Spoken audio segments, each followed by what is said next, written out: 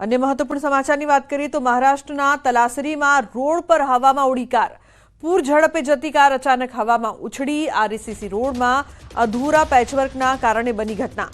गुजरात महाराष्ट्રની हद पर તલસરીના આ ઘટના બની છે। સદનસીબે અકસ્માતની મોટી દુર્ઘટના ટળી છે।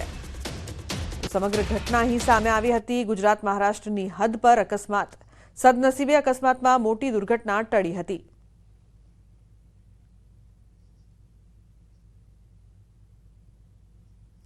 બેફામ ડમ્પરે વધુ એકનો ભોગ લીધો છે। વડોદરામાં ડમ્પરની અડફેટે બાઇક ચાલકનું મોત નીપજ્યું છે। સમા કેનાલ રોડ પર થયો હતો અકસ્માત। અકસ્માતમાં દાહોદના અમિત મકવાણા નામના બાઇક ચાલકનું મોત નીપજ્યું। અકસ્માત બાદ ચાલક ડમ્પર મૂકીને સ્થળ પરથી ફરાર। જો કે સ્થળ પર પોલીસ આવી જતા ડમ્પર ચાલક સ્થળ પર પરત આવ્યો હતો।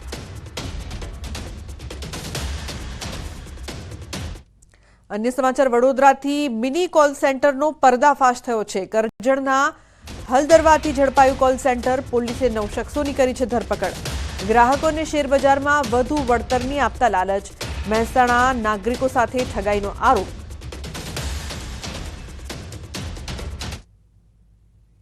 પાટણમાં પુષ્પા સ્ટાઇલનો પર્દાફાશ થયો છે। આંધ્રપ્રદેશમાંથી ચંદન લાવ્યા હોવાનો ખુલાસો।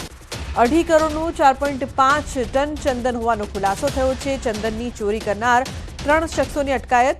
આંધ્રપ્રદેશના સંદુપાલીમાંથી ચંદન લાવ્યા હતા। શાકભાજીની આડમાં ચંદન લાવવામાં આવ્યું હતું તો પાટણ, મહેસાણા અને બનાસકાંઠાના ત્રણેય પુષ્પા ઝૂકી ગયા। મહત્વનું છે કે આંધ્રપ્રદેશમાં સંદુપાલી સાનપાયા ફોરેસ્ટ રેન્જમાંથી ચંદનની ચોરી થઈ હોવાની ફરિયાદ નોંધાઈ અને ત્યાંના આરોપીને પોલીસે અટકાયત કરી છે। પૂછપરછ કરી તો સામે આવ્યું કે ગુજરાતના 3 પુષ્પા એટલે કે ચંદન ચોરને ચંદન આપ્યા હતા। ત્યારે આંધ્રપ્રદેશ પોલીસે ગુજરાત પોલીસનો સંપર્ક કર્યો છે।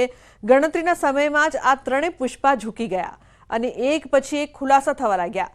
એલસીબીએ પૂછપરછ કરતા એ પણ સામે આવ્યું કે આ ચંદન આંધ્રપ્રદેશમાંથી આઈસરમાં શાકભાજીની આડમાં લાવવામાં આવતા હતા। આ તમામ ચંદનનો જથ્થો હાજીપુર ગામ નજીક શ્રેય ગોડાઉનના 70 નંબર ગોડાઉનમાં સંગ્રહ કરવામાં આવ્યો હોવાનું સામે આવ્યું।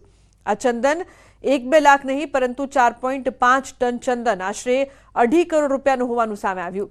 આ પુષ્પા 3એ અન્ય કોઈ તસ્કરી કરી છે કે કેમ, અન્ય કોઈ ગુનાહિત પ્રવૃત્તિમાં સંડોવાયેલા છે કે કેમ, આ તમામ અંગે પોલીસે વધુ તપાસ કરી છે। તેમણે એવું જણાવેલ કે આ ગોડાઉનમાં અમે જે આંધ્રપ્રદેશથી જે અમે રક્તચંદન લાવેલા છે આ જગ્યાએ રાખેલ છે તો જે આ જગ્યાએથી અત્યારે કુલ 4.5 ટન ચંદન કે જેના આશરે 150 જેટલા થડ મળી આવેલ છે અને જેની કિંમત 2.5 કરોડ જેટલી થાય છે। There are around 4.5 tons of weight and it costs nearly 2 crores of property. So we have to interrogate them further. So today we are going to produce them before the court of Patan.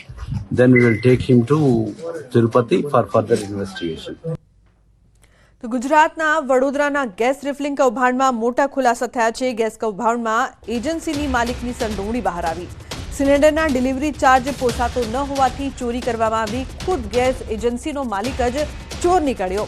તો શહેરના Shrinath gas એજન્સીમાંથી gas refilling કૌભાંડ પકડાયું હતું જેમાં રણોલી વિસ્તારમાં દરોડો પાડી 10 આરોપીઓને પકડ્યા હતા જેમની પૂછપરછમાં એ મોટો ખુલાસો થયો છે। તપાસમાં બહાર આવ્યું કે 7 મહિનાથી રાંધણ ગેસના બોટલમાંથી ચોરી થતી હતી। આ મામલે સુપરવાઇઝર મયુદ્દીન ઘરેલું ગેસ સિલિન્ડરમાંથી કમર્શિયલ સિલિન્ડર તૈયાર કરાવતો હતો। હાલમાં શ્રીનાથ ગેસ એજન્સીનો માલિક હિરેન મહેતા વોન્ટેડ છે। આ મામલે પોલીસે 5 ટેમ્પા, 174 સિલિન્ડર, 33,000 રોકડ અને 9 મોબાઈલ સહિતનો મુદ્દામાલ જપ્ત કર્યો છે।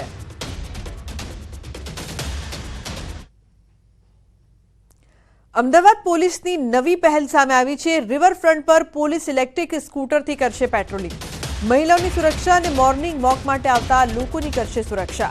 શ્રી ટીમ દ્વારા કરવામાં આવશે પેટ્રોલિંગ।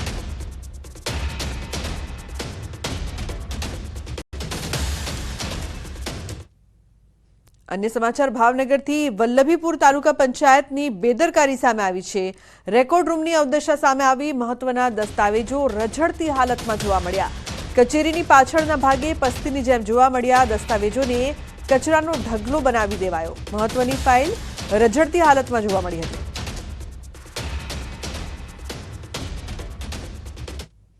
તો વડોદરામાં પીવાના પાણીની લાઇનમાં સર્જાયું છે ભંગાણ. 6 ફૂટ ઊંચા પાણીના ફુવારા ઉડ્યા છે. રાવપુરાના મચ્છીપીટ વિસ્તારમાં બન્યો છે સમગ્ર બનાવ. હજારો લીટર પાણીનો વેડફાટ થયો છે. પીવાનું શુદ્ધ પાણી ગટરમાં વહી ગયું છે.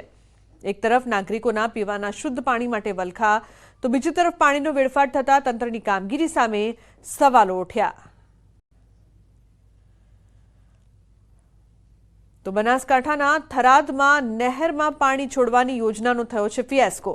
નેતાઓએ 6 દિવસ પહેલા નહેરમાં પાણી આવવાના વધામણા કર્યા અને માત્ર 6 જ દિવસમાં નહેરો પાણી વિનાની ખાલીખમ જોવા મળી. મહત્વનું છે કે થરાદની સીપુ પાઇપલાઇનમાંથી નહેરમાં 6 દિવસ પહેલા પાણી છોડાયું હતું. ત્યારે ધારાસભ્ય પ્રવીણ માળી અને ભાજપના અન્ય આગેવાનોએ કરોડોના ખર્ચે તૈયાર થયેલ યોજનાના પાણીના વધામણા કર્યા હતા. હાલમાં ડીસા પંથકના 25 ગામના ખેડૂતોને પાણીની જરૂર છે. ત્યારે કેનાલો ખાલીખમ રહેતા ખેડૂતો સાથે પાણીના નામે માત્ર નાટક રચ્યું હોય તેવી ચર્ચા લોકમુખે થઈ રહી છે.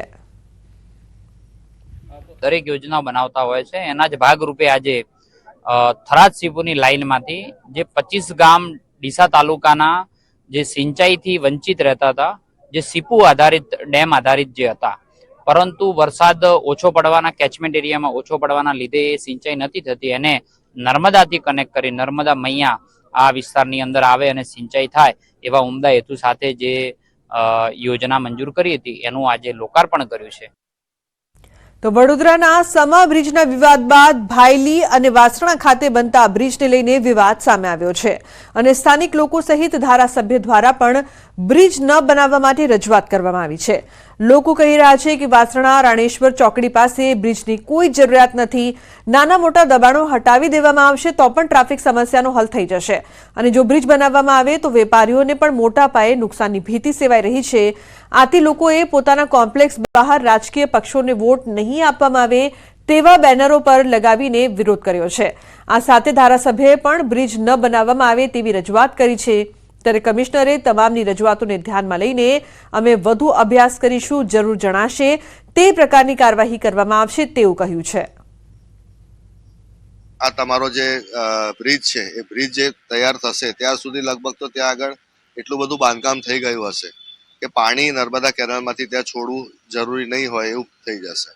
એટલે મારું અને શૈલેષભાઈ ડભોઈ વિધાનસભાના MLA છે, એમનું અને મારું માનવું એમ છે કે એ બ્રિજની જગ્યાએ સાયફન કરીને આપે તો ઘણું બધું કોર્પોરેશનની યુટિલિટીઝ જે આપણે રસ્તાના સાઈડ પર કે નીચે નાખતા હોય છે એ બધી પણ નખાય, જે બ્રિજ ઉપરથી ન લઈ જવાય. એટલે પ્રયત્ન છે અમારા બેઉના કે આ બ્રિજને એ લોકો નલિફાય કરીને ત્યાં સાયફન એક્વાડક્ટ નાખીને આપે.